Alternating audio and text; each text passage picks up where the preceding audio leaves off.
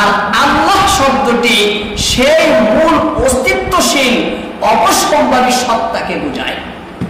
যখন মুসলমানেরা আমরা যখন আল্লাহ বলি, সেই আল্লাহ বলে সেই পরিপূর্ণ গুণের অধিকারী, সেই পরিপূর্ণ সিফাত বৈশিষ্ট্যের অধিকারী একচ্ছত্র সম্রাট এবং যিনি সমস্ত গুণে গুণান্বিত গোটা সৃষ্টিকেই যিনি পরিচালনা করেন, সেই সত্তাকেই সেই জাতকেই আমরা বুঝি, সেই জাতকে আমরা বুঝি এবং সেই জাতকেই বোঝাবার জন্য আল্লাহ শব্দ, সেই জাতকে বোঝাবার জন্য হলো আল্লাহ শব্দ। আল্লাহ এই শব্দটির কোনো লিঙ্গ নেই, কোনো বচন নেই, কোন লিঙ্গ কোন বচন এই আল্লাহ শব্দের মধ্যে নেই। আল্লাহ শব্দের উৎস কি, কোন থেকে উৎপন্ন হয়েছে, এর মূল ধাতু কি, এ সম্পর্কে বিশুদ্ধ মত হলো যে এই শব্দটা নিজে নিজেই হয়েছে। অর্থাৎ এই শব্দটা জামিদ, ইসমে জামিদ বলা হয়, যে এই শব্দটা অন্য কোনো শব্দ থেকে বের হয়নি, অন্য কোনো শব্দ থেকে বের হয়নি। অন্য মত রয়েছে, বিশুদ্ধ এবং বিখ্যাত মত হলো এটাই যে আল্লাহ শব্দটা নিজে নিজেই হয়েছে, অন্য কোনো শব্দ থেকে উৎপত্ত হয়নি, উৎপন্ন হয়নি। আর দুনিয়ার কোন ভাষাই আল্লাহ শব্দের অনুবাদ হবে না।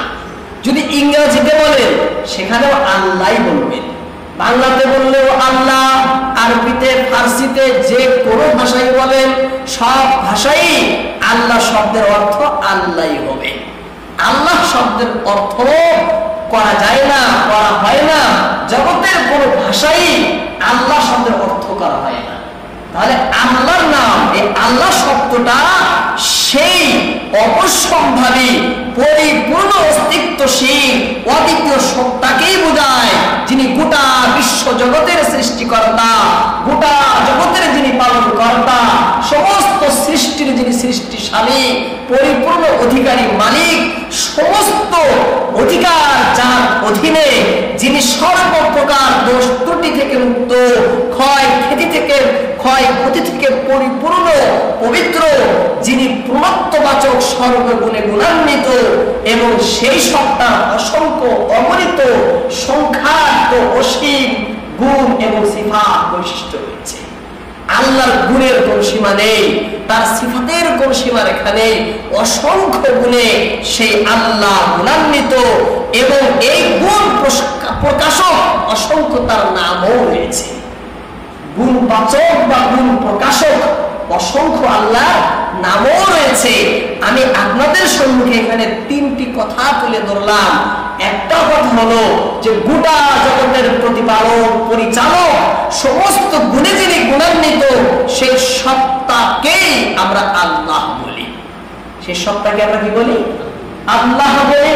এবং সেই সমস্ত গুণে যে গুণান্বিত, সেই গুণ প্রকাশক, গুণ বাচক অসংখ্য তার নামও রয়েছে।